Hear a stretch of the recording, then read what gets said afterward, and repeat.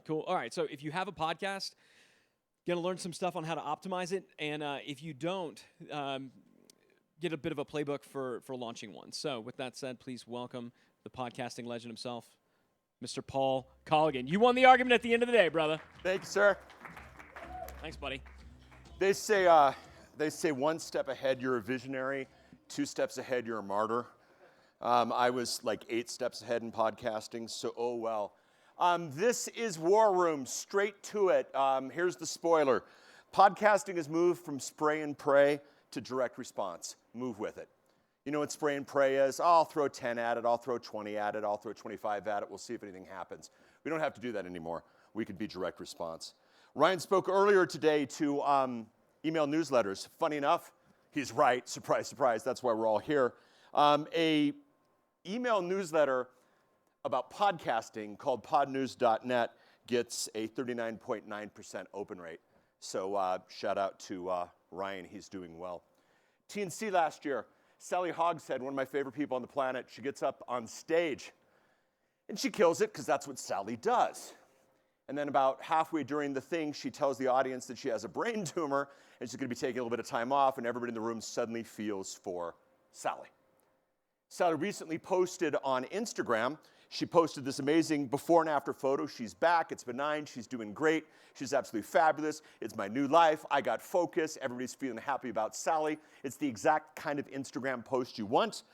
And the first response was, yes, welcome back, you were missed, will you be picking up your podcast?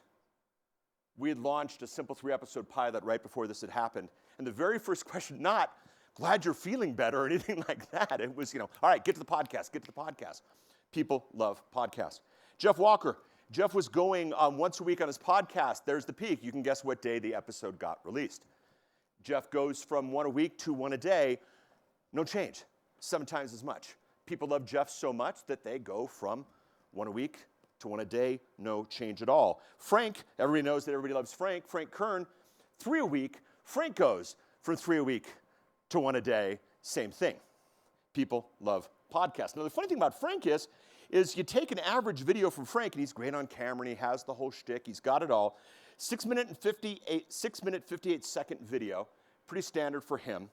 37-second average video watch time, or 8% of the video watched. And he's happy with those numbers, and he's doing quite well with those numbers. What's interesting is we take that same exact video, we strip out the audio, we make it an audio podcast, and the consumption goes from 8% to 96%. Same exact content. What studio did he record it in, Paul? He didn't record it in a studio. It's the video live that he did without even buying an extra $14 microphone for the iPhone. Frank knows that content is king. We should take from this quite simply, hashtag people love podcasts. They want to consume, they want to go with you, they want to take you for a ride, they want to take you for a run, they want to do this on a daily basis. People love podcasts. But it's not just people. Edison Research, who does all the exit polling for the US elections, very high integrity firm, does a lot of work in the audio space, and they just released a thing in conjunction with Podcast One about podcast consumers. And they asked them, are you more willing to consider products and services after you learn about them? So basically, when you learn about them somewhere, you're willing to consider them. Podcast wins 42% on the strongly agree and agree, whereas radio, 10 and 17, 27%. Basically, twice as many people like to learn about new products on podcasts. See where this is going? What's even more interesting is podcast advertising. They asked, again, and this was a super consumer group, 60% of them appreciate podcast advertisers for supporting their favorite podcasts. 3 out of every 5 are, thank you for introducing me to this product. 43% agree, almost half, when price quality is equal, you prefer to buy products from companies that advertise on podcasts that you regularly listen to. There's a really serious law of reciprocity at game here. They like podcasts, and they like hearing about products on podcasts, and then they like buying those products on podcasts. So what do we do with this? Hashtag marketers love podcasts. This is a far, far jump from the spray and pray days. Let's throw some money at this and see what happens. We have the mindset scorecard in the back if somebody could pass those out. Basically, it's 8 different ways we look at podcasting. I've got the chance in this 30-minute presentation to tell one of them. One of the big things is we teach make an asset, not an episode. A lot of us get up Wednesday morning, November 8th. Oh, I got to get an episode out. And so the episode starts along the lines of, it's Wednesday, November 8th, and I've got to get an episode out, and we forward them immediately. That's creating an episode. If you actually create an asset, that thing can stand online for a long time. We call this the one-eared icky mouse. It's not Mickey Mouse because that's trademarked. It's the one-eared icky mouse. Most people have the business plan, and then they have the podcast plan alongside it. If you actually bring the podcast plan into the business plan, you're able to do what we call the podcast influence cycle stack. That's when I want to spend the 24 minutes that we have left of this process. It's a simple circle. You produce the show with ease. If the podcast is making you frustrated and angry and tired because it's taking so much of your life, you're not doing the right thing. Frank is getting 96% consumption by having his wife hold up a phone and point it in his face. It does not need to be that complicated. Now, obviously, that can't work for everyone. Some of us will need to buy a microphone in the $100 range. A couple of us might even have to buy a microphone in the $300 range. But the process of production needs to be easy. You then need to absolutely publish it everywhere because that's where your audience is. One of the biggest research from Edison Research, one of the biggest results of the last Edison Research project was the fact that a lot of newbies are listening to content and they don't even know if it's a podcast or not. So should I put my podcast on YouTube if that's where your audience is? Yes. Publish everywhere. Number 3, stay perpetually current. What's interesting is, anybody ever listen to a podcast where somebody describes something really, really interesting and you realize it happened in the past? And even if you could make that jump to do something, somebody reviews their 2017 event, I can't do anything with that. So we have these podcasts that are dated immediately, and that turns people off. And then finally, preserve the audience. Your podcast audience is special. Your podcast audience is spending daily time with you. 107 million Americans drive by themselves in a car to work for a 30-minute commute. That's Department of Transportation numbers. All you have to do is be better than drive time radio. By the way, if you have a hand that you are able to raise, you are better than drive time radio. If they spend every Tuesday with you for the next 52 weeks driving to work together, you've got them. So that's the process. Let's take these individually. Produce with ease. This is my new favorite piece of tech right now. It's the Rode Procaster.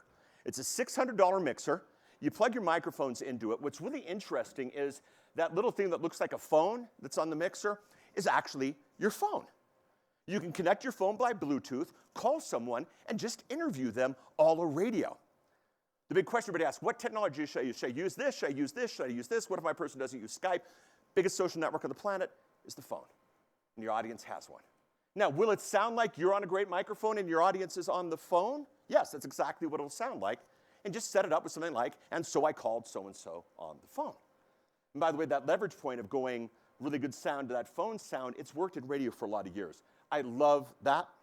We've got a thing called Dial Talk Done. If anybody's interested, there are different versions of this. You talk into the phone with a $90 Lightning microphone, and you publish directly from your phone. It needs to be easy. So 10x tip number 1, batch with style. If you get up Wednesday morning and it's time to get an episode out the door, it won't be any good. Batch them. Do a whole season in one day. Do a whole season in 2 days.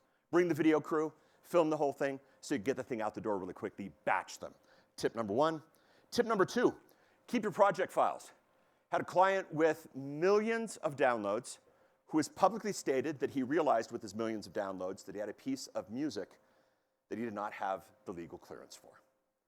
And yeah, and because the way the thing was edited with the music fading in and music fading out, even going back and editing all the shows would not have necessarily worked.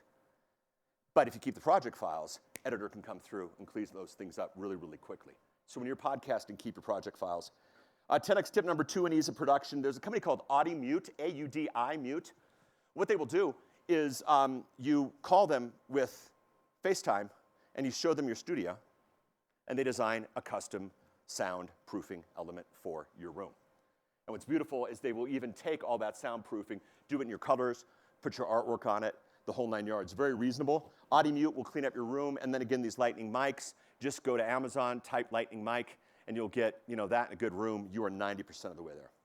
Published everywhere. Where do you put your podcast? Everywhere. What if I haven't heard of it? Find somebody who has. Again, from Edison, more Americans do Pandora every morning than do podcasts. Pandora right now is also doing podcasts.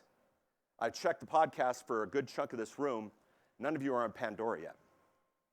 Publish to Pandora. By the way, it's as simple as just going into your podcast host and saying, put me on Pandora. It's not a big, complicated process, but just make sure that you are absolutely everywhere. There was a church that had tried for 10 years. They had a good, nerd-style pastor who kept telling people, the sermons are on podcast, the sermons are on podcast, the sermons are on podcast, to an audience that didn't care. One Sunday he goes, oh, by the way, the sermons are on Pandora. Because remember, 107 million Americans drive by themselves to work. And all of a sudden, 95% of all their downloads of the church were coming from Pandora because it made sense. Publish everywhere. Something else that's really interesting, Apple just recently turned this on. It's not turned on for everybody. We're working with a couple of clients to get this updated, but there's a new thing inside of Pandora called inside of Apple Podcasts called Hosts and Guests. If you want to see it in action, look up Conan O'Brien. Conan O'Brien Needs a Friend is the name of the show. And basically down at the bottom is this little scroller of all the people that have been on Conan's show. Michelle Obama's been on Conan's show. You click Michelle Obama, opens up a page of all the podcasts Michelle has been on.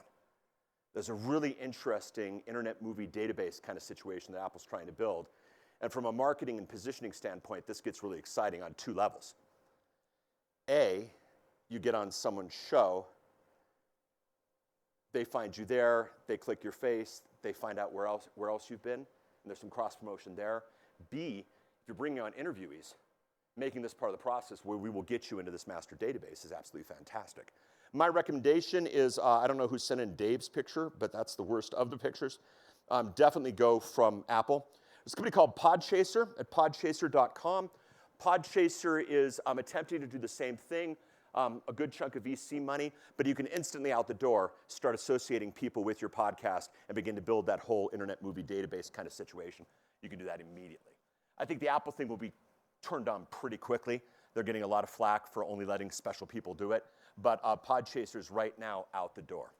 Another piece on the tech, this is a website called Pod News. If you go to Pod News, you can take a look at any podcast, get information about it. This is an episode from someone in this room. You probably know who you are. It's too loud. And if you listen to this, and then they're going to turn it down to listen to Siri, and then it comes on loud, and it's going to blast out the car. It's a really bad experience. The great thing is you don't need to be an audio engineer. As much of an audio engineer as I am, if I see the Pod News says I'm too loud, I tell to the editor, I'm too loud, turn it down. This doesn't have to be a nerd thing, but we've got tech out here right now that makes it really, really possible for us to be at a really, really good place. Part of Pray and Spray, podcasting was an interesting beast because getting stats was really difficult. I mean, think about the model of a podcast. Someone gets up in the morning, starts listening to a show, maybe on their computer at home or on their Alexa at home. They like it, so they take it to their car, which has a different internet connection. And then maybe they don't even get to the end of the podcast because although the 30-minute commute, a lot of podcasts are longer than that, let's admit it. So they listen to the rest of the show in the office. This might count as 3 downloads. In other situations, it might count as 30 downloads. It's very possible there are people who sell advertising, where they get paid per download. I know, surprise, surprise, it's very cheap to buy downloads that aren't associated with real people. So if you look at the stats for your podcast, are they real stats? Well, we're at a point right now where we can actually figure out if the stats are real or not. There's an organization called IAB, the Internet Advertising Bureau. The Internet Advertising Bureau has released now a standard for tracking downloads. Most of the hosts have it now. A good chunk of you are on Libsyn. Libsyn, if you go into the stats, upper right-hand corner, there's a switch, you see IAB. IAB, if you compare your stats to IAB stats, should be about a 10% drop. That's social. If you see like a 50% drop or a 70% drop or something, you've had a lot of bots on you.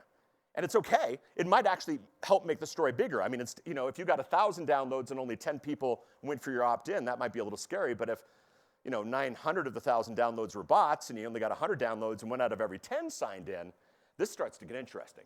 So just be honest with your numbers, figure out IAB in the bots, and check the bots everywhere. And follow them all the way through. This is one of my favorite screenshots. So here's someone who was pretty sure that they were really cool with the kids doing the Spotify thing. And so they really promoted themselves really heavily on Spotify, and Spotify gives you tremendous stats right now. And if you look from when they started, they went to 2.8 thousand followers on Spotify. How cool is that? Who wants 2.8 thousand followers on Spotify? Fantastic stuff. But what gets interesting is Spotify also gives you the stats on the best day possible. They got 76 downloads from those thousands of subscribers. So what it was a lot of internet marketers who downloaded Spotify once, followed somebody, hung it up, and never did it again. Meantime, this person is getting millions of downloads from other sources. Just don't spend the money on Spotify because that's this particular person's, not their demographic. It is the demographic of others. Right now, as we're dealing with our friends over at TikTok, not TikTok, they are the Spotify demographic. And if you're going there, definitely promote there. Just look at the numbers. We have the numbers. We are in a direct response situation right now. So TLDR on that, and TLDR is, if you don't know the term, it's short for too long, didn't read. Play the game. There are bots out there that are competing for the attention. Just filter them out. Figure out what you're really doing. There are different platforms that get different demographics. Figure out where you're doing well. Do that.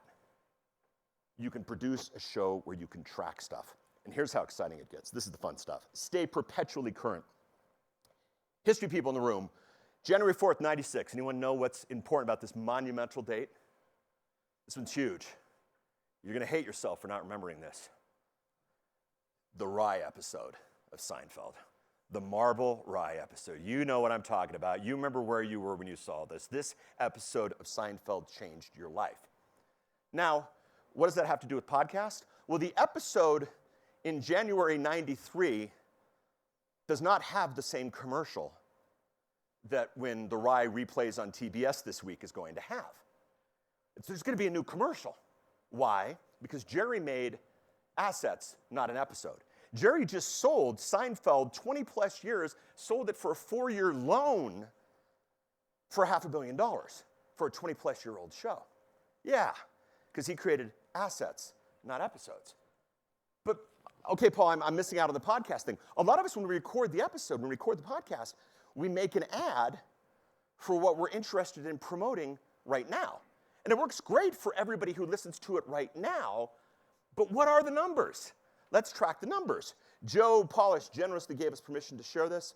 We give a report to everybody once a month, and he wanted to know how his numbers were doing in the promotion for his big annual event that was last week. And one of the numbers we give is what we call the new content ratio. There's nothing fancy about the new content ratio, okay? You all can have this. The new content ratio is, in the month of October, how many of the downloads were published in the month of October? That's it. That's all the new content ratio is. So in the month where Joe's heavily promoting what he's doing, and obviously we didn't get all the way to the end of October for this slide, but in the month that he's heavily promoting I Love Marketing, heavily promoting his event, heavily promoting what he's doing, bringing new people on the show, only really 1 out of every 4 was the new stuff. 3 out of every 4 was the back catalog. Some of these are 5 years old. It's that Rye episode of Seinfeld. What do you do about that? Okay? There's tech available today, everybody in this room, that lets you identify an ad slot, by the way, which is the same thing Seinfeld does with his show, and say, run this ad until you run this ad, until you run this ad. JJ Virgin, the always impressive, always wonderful JJ Virgin, back catalog, 330 episodes. The summer was spent taking out all the back commercials. JJ would say, taking a break, commercial, and we're back. Commercials removed, and now 330 back episodes. Whenever she wants to promote something across everything, done. And her content's insane. It's fantastic stuff. It is truly assets. So now you create it once, people are finding it, people are listening to it, and you can use it to leverage whatever you want, and you can find out the stats on what's really working. That little thing I showed you, Frank, the 96%, Apple will tell you how far they listen. Spotify will tell you how far they listen. They'll even tell you what they skip over. If you got 1 million downloads of an episode and everybody leaves 5 minutes into it, that's not good news. Most of us, our metric is downloads. No, consumption should be the metric.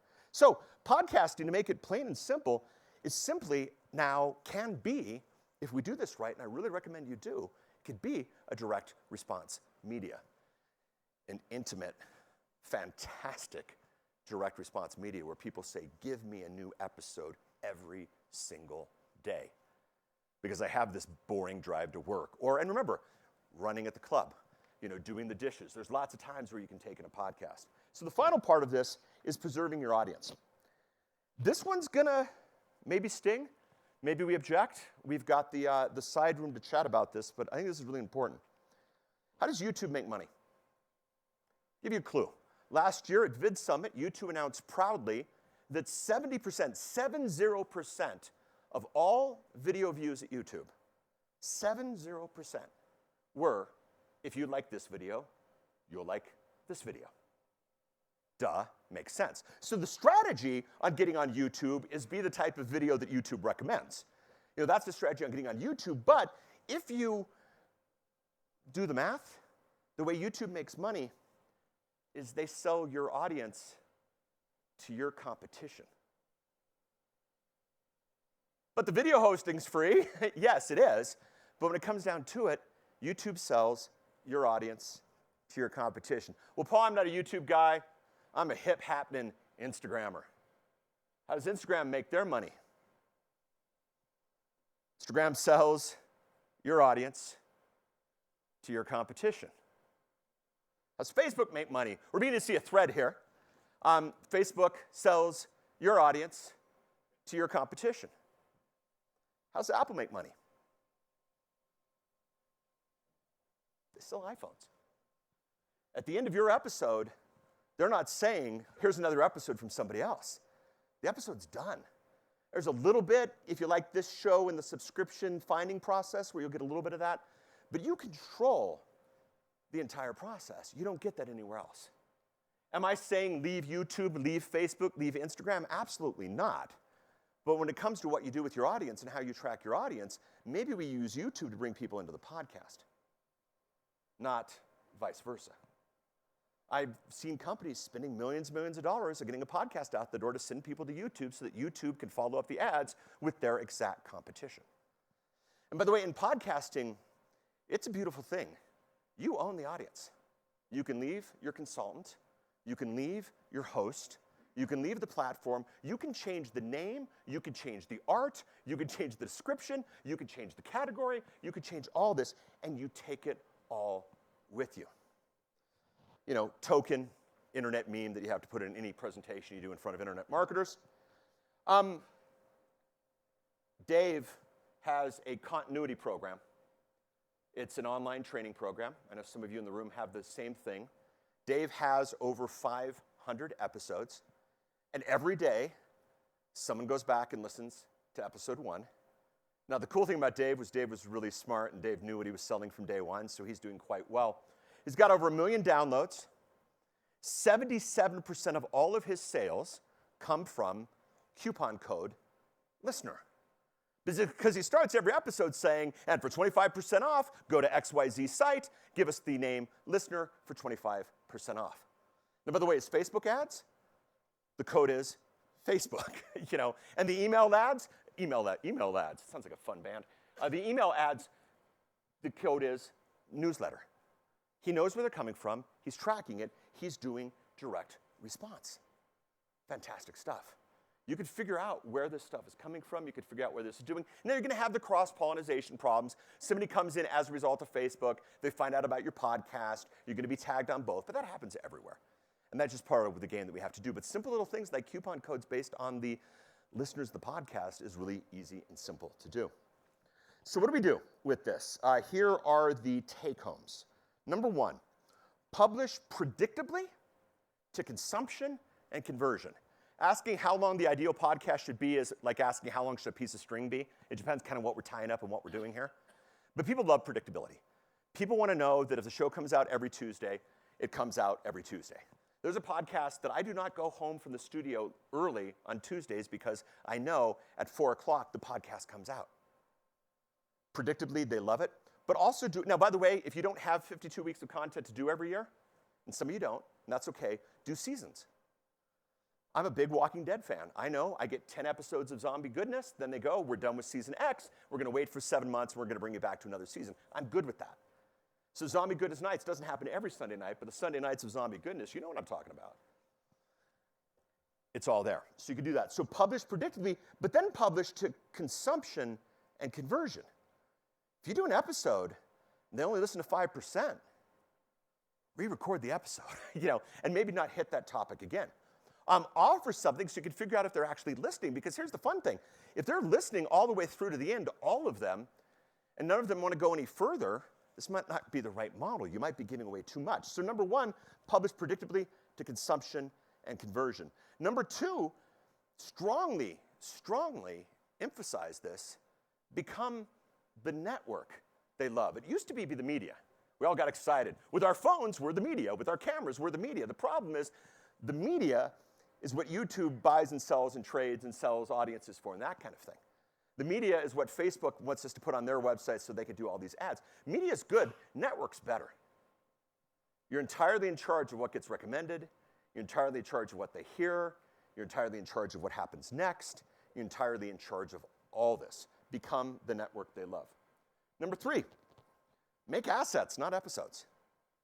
You do the definitive episode about a topic, that could be the episode for the rest of your life, especially if you've designed it so that the promotions can happen to what's happening right now. I'll tell you, if you listen to an episode that's 5 years old and you hear a hint that it's 5 years old, but then the person on it says, by the way, it's November 2019 and here's the deal we're running right now, it's good. Nobody ever turned off the Marble Rye episode of Seinfeld because it's an old show, but it's whatever Adam Sandler movie is being promoted on it right now. Make assets, not episodes. Number four, stack the tech, play the game. Don't spray and pray. It's just absolutely not worth it anymore. We can actually now, what do they download? What do they listen to? How do they respond? How far did they go? Had a client, it was really funny. We were in a situation where they said, what's your guess? And I go, well, I don't like guesses, but let's start somewhere. And the guess was the audience would want a 40-minute episode.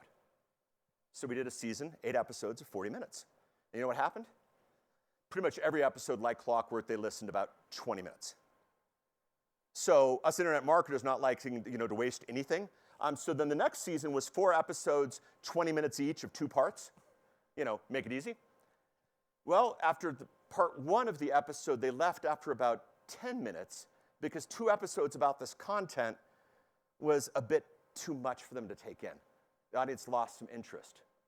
Season 3, we're all guilty of this, they did a 40-minute episode really fast. That really frustrated the audience. But finally, yeah, you know what I'm talking about. Season 4, though, they actually cut out what's the best 20 minutes of this. They stayed all the way to the end. And now they know exactly what's going on. So stack the tech, play the game. Be in all the engines. Be everywhere. Yes, publish it to YouTube, but maybe at the end of YouTube, maybe it isn't subscribe on YouTube, maybe it's come on over to the podcast and subscribe to that world on me. Stack the tech, play the game. I think one of the best minds in this space is Tom Webster, Edison Research. I showed you a couple of charts from him. Tom's thing, he said this about 15 years ago, it still plays hard to me. The internet's never been good to the middleman. And people would say, well, Amazon's the middleman and internet's been pretty good to Amazon. No, Barnes & Noble bookstore is the middleman. Amazon's the internet, okay? If you're on somebody else's platform who's making money, the other thing Tom says is if you aren't paying for the product, you, my friend, are the product. Get rid of the middleman. Immediately become the network. You to your customer. And then finally, my whole thing is quite simply, stop being the media, start being the network. Once you do that, the entire game changes. I'm doing a breakout